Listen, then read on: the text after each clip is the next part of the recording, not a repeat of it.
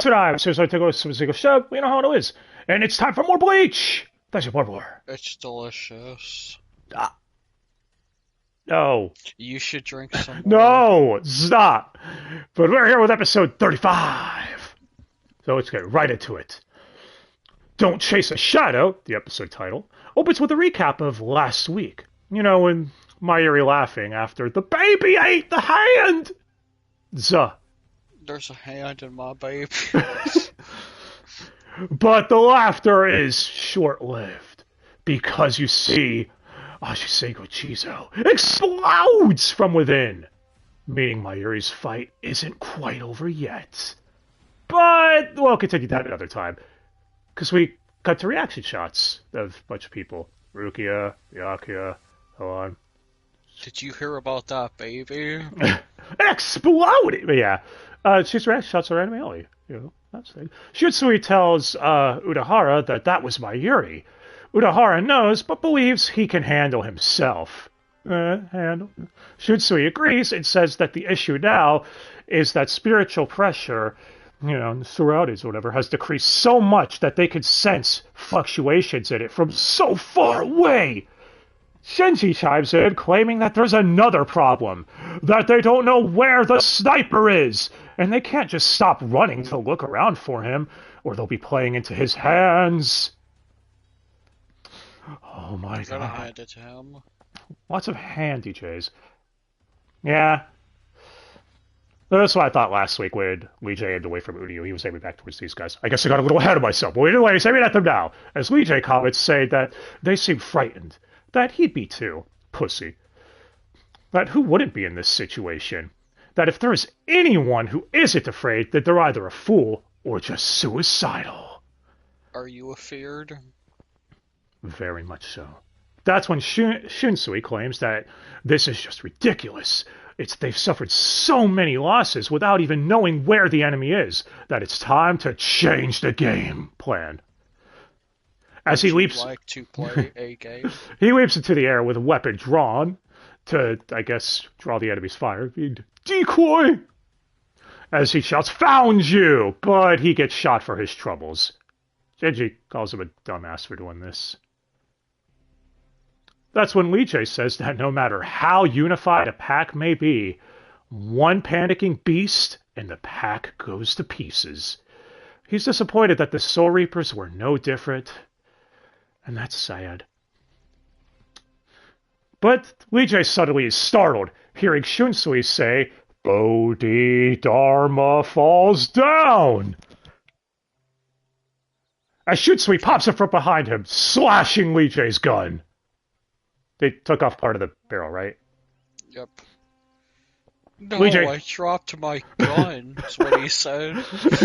Lee J himself dodges before getting hit, as Shunsui praises his speed and says, "All the same, now that you've lost your weapon, your life will be next." That is an awesome line.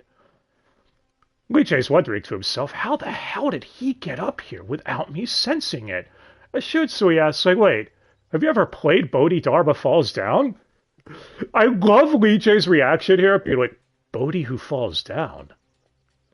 He's just like, oh, who the fuck is Bodhi? This is my first thought. It's his delivery. It's just great. Yeah. And in the sub, doesn't he just say who falls down? Yeah. Yeah. Shunsui just says, well, obviously you haven't. I guess our cultures really are different. Also, I'm impressed you kept up with me, Nanao. As she's here, thanking him, but she's not sure that it's a compliment. He tells her to leave, that it's too dangerous, but she refuses. So it's like, all right, you at least tell the others to go on without me. Now that she agrees to do, and promises to return.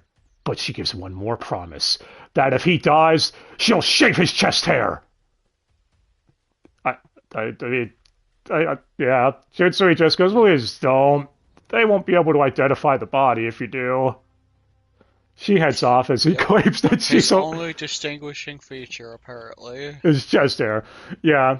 He's like, man, she's turning to be out to be a lot more like Lisa. I do love these two's interactions with each other. Weijie says enough with the nonsense that they have data on every Soul Reaper who's ever fought, including Shunsui, who could turn kids' games into realities. Was this latest attack a game? This isn't a game.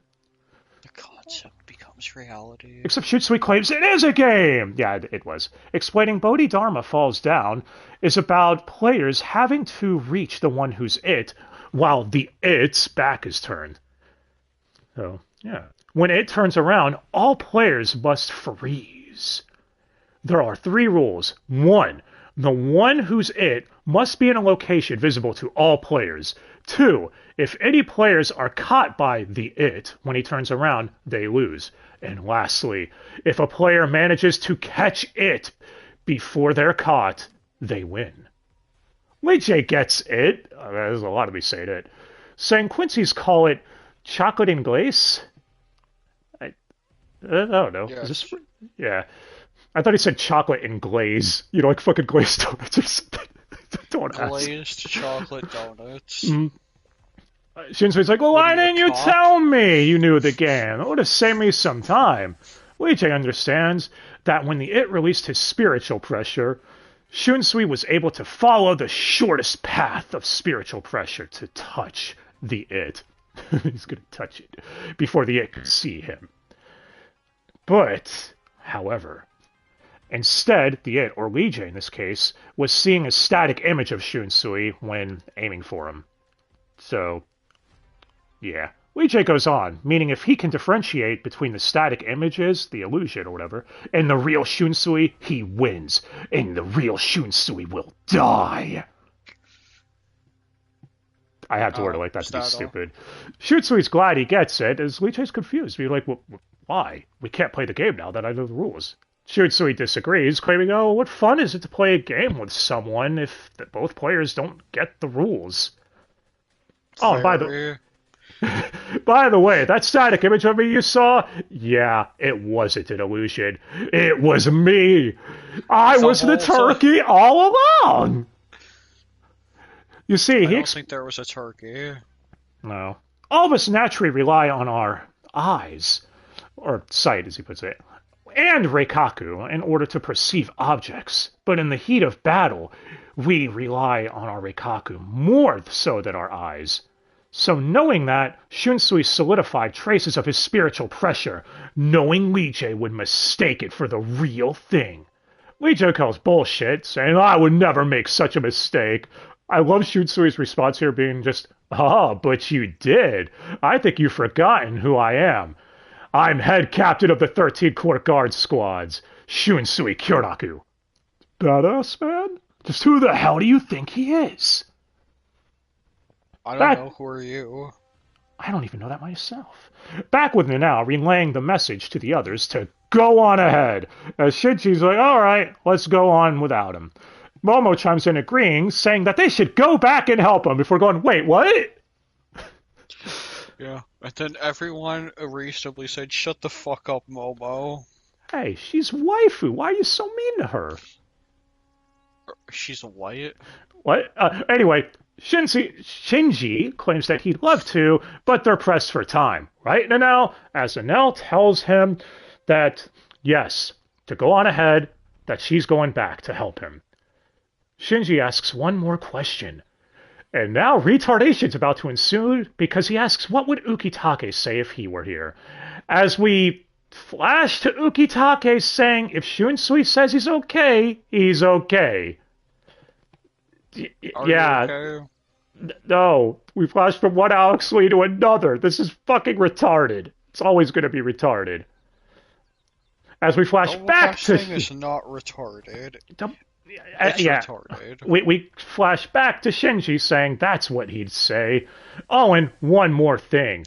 If it were Yamamoto, he'd say they're going without him too. That's what it means to be head captain. They carry the lives of their officers on their shoulders. I'd love to hear Roger Craig Smith deliver this line, but sadly we don't have that. It's alright. Back with Shunsui, Weijie is able to use his gun still. I guess because only part of the barrel was, broken off, right? So he could still shoot it. as Shunsui starts the game, Bodhidharma. He leaps towards Lee J, who fires, but Shunsui's behind him again, going for a stab, as Lee J's able to dodge. Shunsui compliments him, saying it's the first time anyone's dodged his Kageoni on the first try. As Lee J once again boasts about having data on every Soul Reaper, while you people have no data on the Quincy's. Hey, what do you mean by you people? Also, Shunsui looks down and, yeah, apparently his foot's fucked up now. He shots his feet. He shot his feet. Shunsui thinks that it's unfair that Lee J won't explain his powers, as Lee J doesn't give a damn about fairness, but he'll explain anyways because he doubt it'll help. He is Sternritter X, the X-axis. His power can penetrate anything. Woof. That's a bold statement. The very idea of evading his attacks is absurd, as he fires again, hitting Shunsui in the chest. Or did he? Shunsui asks if he's jumping at shadows now that Lee J fired at an afterimage. It's called Kageokuri. Oh, I'm going to have real fun pronouncing some of the Japanese names later on. He's afterimage strike, that monster. But yeah, he explains if you stare at something long enough, its image remains in your brain, even when you look away. Especially with someone whose Reikaku is as strong as Lee J's is. The scary thing about kids' games is you never know what the game will be, or how long it'll take, no matter how much you want to avoid it. Once they take you by the hand, forget it. You're stuck playing until the game ends. And both of them have been taken by the hand. No, Pranita's not here right now. But yeah. Yeah, no hand jobs. Point is, they have to play till they die. Lee-J then asks... Damn it. Delayed reaction to what you said. Lee-J then asks if Shunsui's trying to get close to him to cut him. Shunsui's like, I did cut you, though. As his gun is destroyed again! As Shunsui's like, look, man, enough with the fucking guns, okay? I'm sick of fighting people using guns. I'd fight Stark. I took on Robert, who shot my eye. Okay, that tangent I might have added in there myself. But seriously, Shunsui fights a lot of gun wielders, doesn't he? And Chai could turn his hand into a cannon, which is a kind of a gun. Sure. Yeah, you never thought of that. Alright, back to this though. Shunsui admits he was aiming for his arm. But yeah, Lee J backs up and repairs his gun, explaining it's his bow diagram. It's an energy construct, given physical form by his reishi. Shunsui understands that he can repair it whenever it breaks. But Lee J made a mistake. He took his eyes off Shunsui for a second, meaning now when he looks at Shunsui, there's shadows everywhere, as in a bunch of afterimages. Shunsui attacks, misses, but he does ask if this brings back memories of when he was a kid, imagining if shadowy figures were following him. That it scared the shit out of Lee J, didn't it? You guys ever hear the song Fear of the Dark by Iron Maiden? Anyway, Shunsui then manages to impale Lee J, causing him to open his eye for a third time. As Lee J explains, when both eyes are open is when the full power of the X-axis is on display. He can penetrate your body, and Lee J's body can penetrate your sword. Excuse me? Yeah, I was looking at... Okay, so basically, he's impervious to weapons while both eyes are open. He sums it up that way. Yeah, that's not busted at all. It makes sense. Now, you see, he's allowed to open his eyes whenever he's in danger, only for a brief moment. But if he keeps both eyes open throughout the battle, then it would be unfair to sinners. I love how Shunsui's just like, well, then close an eye then. He's like, I don't want to deal with this bullshit, man. Come on. Lee J explains once he's opened both eyes 3 times in a fight, he may continue that fight with both eyes open. He is the first of the Quincy's to be granted powers by His Majesty. He is Yuha's masterpiece, the one closest to God. Being forced to open his eyes 3 times is unacceptable! He shouts. Behavior. Yeah, he shouts at the top of his lungs as he's pissed. And, yeah, I mean, do you blame him? He's really mad at Shunsui for the eye thing. Either that or he's just angry because Shunsui told him to look up Space Movie 1992. You decide. Anyway, the bells toll as Vol Standish is activated. And he is supposed to be an angel. He even calls himself Zilliel. But you said he looks kind of like a dragonfly? Yeah. Yeah. Or something. Well, either way. Shunsui can't move as he gets blasted by light. So I believe this attack is called Divine Judgment. As if the angel comparison. Yeah, whatever. But yeah. Shunsui runs away while bleeding profusely, and he lost his hat. Saying he'd save himself pain if he just died already, but he's too tough to even pass out. And it's no fun whining about it when the Now isn't here to slap him back into shape. Yeah, and he's really into some weird stuff, huh? You want to be slapped around by the Now, guys?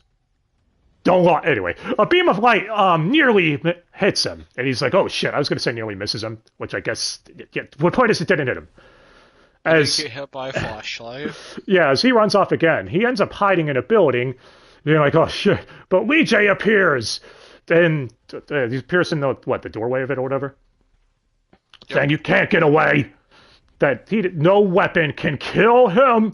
Shunsui asks, "Well, what about Aikido Blade? Hado 78." Back with Ichigo versus Askin, as Askin is being forced back, and he goes on about how this is why he didn't want to fight Ichigo. That he knows that he trained at the Soul Palace, and wonders if Ichigo did train under Ichibei. Ichigo, yeah, so what if I did? Askin just goes, "Well, that explains it. That's why you haven't died of reishi poisoning. Now I need to just adjust the flavor, so that next time, it's fatal." So this is a different exchange from the manga. See, in the manga, Ichigo just now ran into Askin, asking, that's a bit of a tongue twister, where Grimmjow is. Askin tells him, Grimmjow's asleep over there. And Ichigo asks if Grimmjow lost, when Askin refuses to answer is when he attacks. I feel asleep. Yeah, I get why they changed this, since Ichigo already showed up in the anime continuity and saw Grimmjow was hurt. So, I prefer the exchange in the anime anyways. That's fine.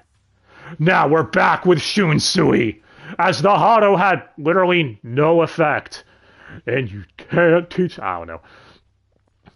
But yeah, I didn't mention, by the way, till now, but Treachery was playing during this the whole time. And that's the second time it played in this episode alone. Just gonna say I love the song at all, but I do think it's starting to get a little overplayed, this score.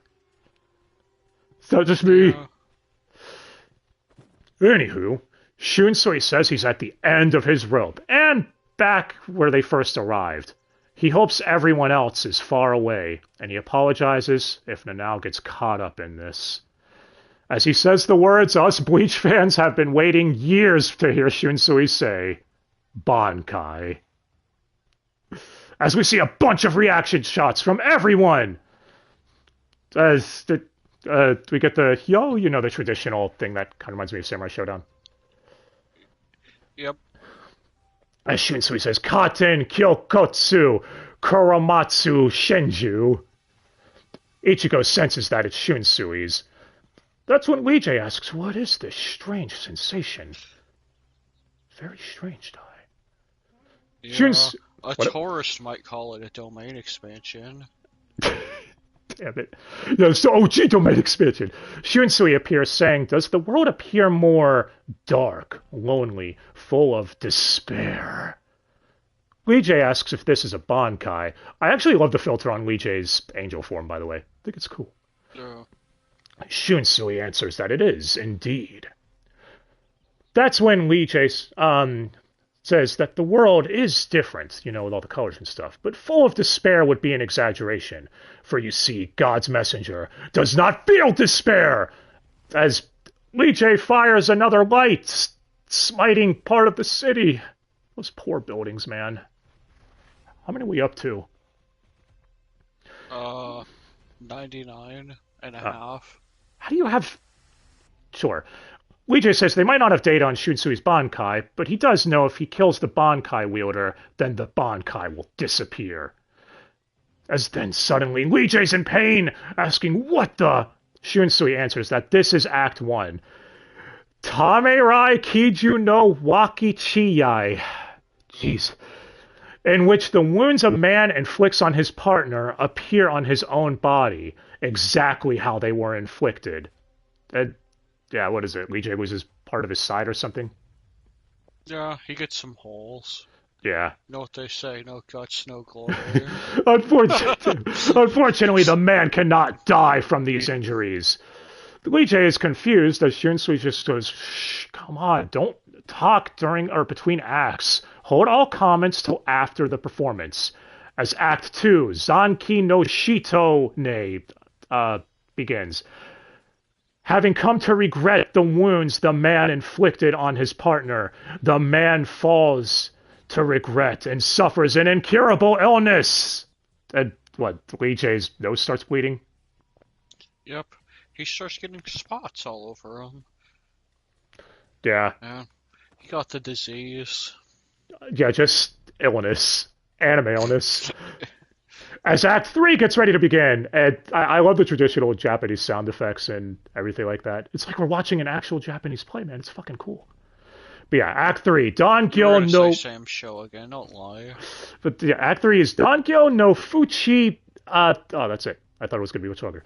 Accepting their fate, they sink beneath rising waters until their spiritual pressure is exhausted. As the water's dark green? Kind of. Yeah, I guess. Lee J and Shunsui start sinking as Lee J tries flying up, but he starts panicking as he realizes the surface only gets farther away. As Shunsui answers, well, yeah, that's because we decided... That's because we decided to accept our fate. Yes, he says feet, not fate. Just fucking wow, guys. That ruins the part of this moment, man. It looks like the feet is on the other shoe. Shunsui understands, though, throwing yourself into the icy waters is a test of resolve. But that's just you being selfish. How shameful. A woman chimes in, saying this last part in unison with him. It's a Zanpakuto. She actually has her appearance from the Zanpakuto Rebellion arc. She had this appearance even in the manga, too, at the time, meaning that, yeah, that arc's kind of canon? I guess you could say. He probably just drew the appearances. Oh, he did. He did. For the arc, he did. Goes. Yeah, he did. He did. But yeah. So. However, though, we do have a voice replacement. See, in the old anime, she was Erin Fitzgerald. Now, she's Jeremy Lee. Fucking double casting again. Of course. Well, at least little Toto's not in this episode. Let's call her Little Toto. And yeah, she's doing her deep as fuck voice here. But yeah, she says the shame of the man she has sworn herself to, until she is bound only by pity. Right, Sakurai Nosuke? Shunsui comments that it's been a while, Ohana.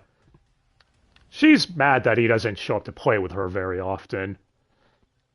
As she sees his... I know you wanted to say wolf, I was tempted to also. But yeah, she sees his kimono is torn, but he deserves it, prancing around in another woman's kimono. What, are you going to say something?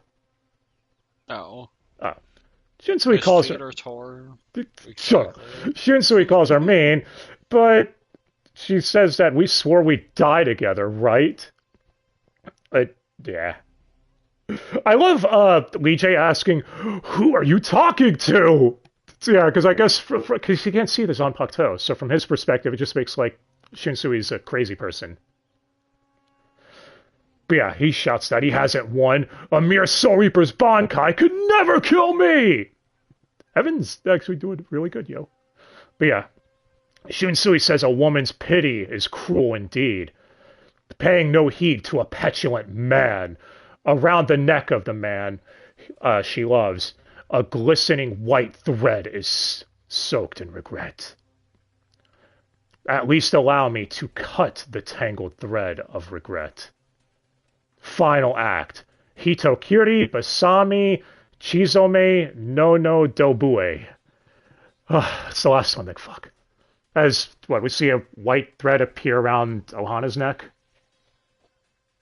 I think? Yep. Yeah. And a single cut appears on Lee-Jae's throat. The thread is cut, causing Lee-Jae's head to explode. His throat had a balloon in it. Yeah, it expands and explodes as he falls into the abyss. Wait, was it the background during this final act white? Yes. Yeah, I know. You're gonna say Sam Show again. No. Not. I was just thinking, you know. We all know how you love repetitive descriptions. Shut up. But yeah.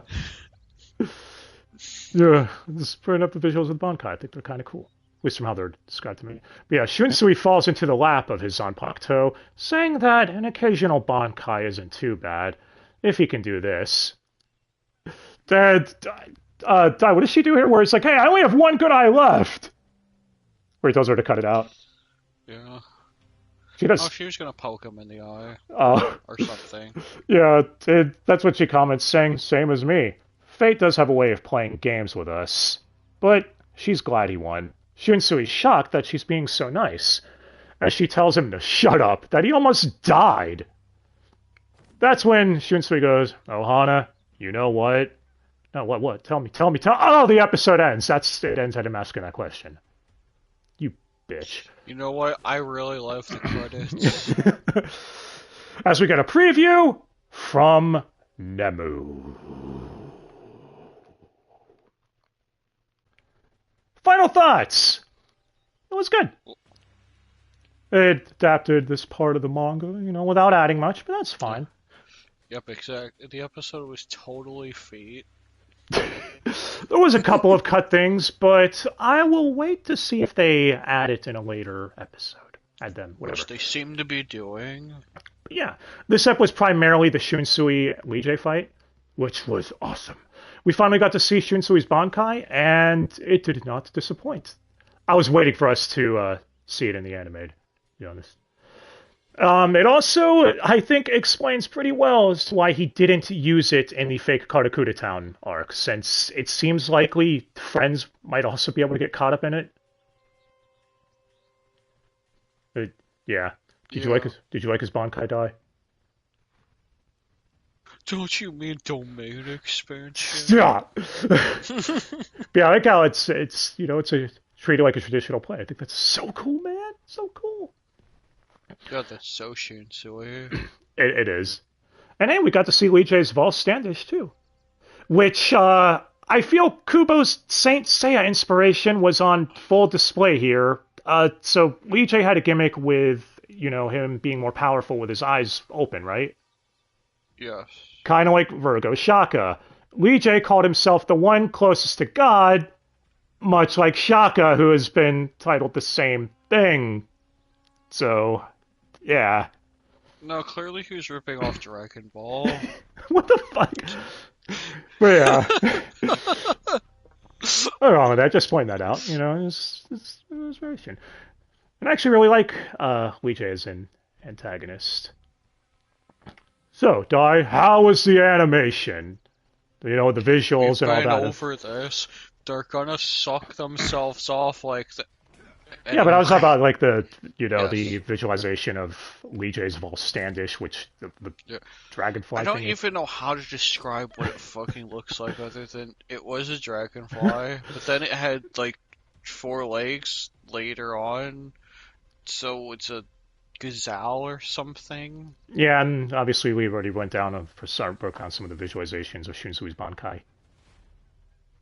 Yeah. As far as OST, too many treachery. Nah, it's decent.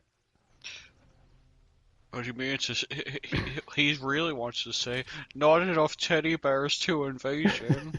Shut up. If I had to nitpick, I guess I would say I feel like this episode was close to moving a little too fast. Maybe you disagree? Like it Yeah. like they might have been able to slow it down a little bit, but that being said, I still think it was a solid ep. As far as the dub goes, double casting aside, MVP Steve Kramer did great here. He's always good as Kyoraku or Shunsui. So I also really liked Evan Michael Lee's Lee J. His, confidence being like, yeah, I'd be scared too. To him getting pissed off in the middle of the fight, like, a Bankai could never kill me. I'll never get killed. Not to anyone. So yeah, I'd say both of them did very, very well. But that is going to do it for this one. Let us know if you agree. Is this your favorite episode? Is this your least favorite? I don't know. But, yeah. It's your favorite episode since your favorite one. Yeah, I don't know which would be my favorite this core. Next time, Mayuri offers Pernida a handshake, and Nemu does stuff. Probably. So, till next time, I hope you all will stick around and link your feet to ours. Whatever the fuck that means. Alright, guys. Till next time, have a good day. Bye!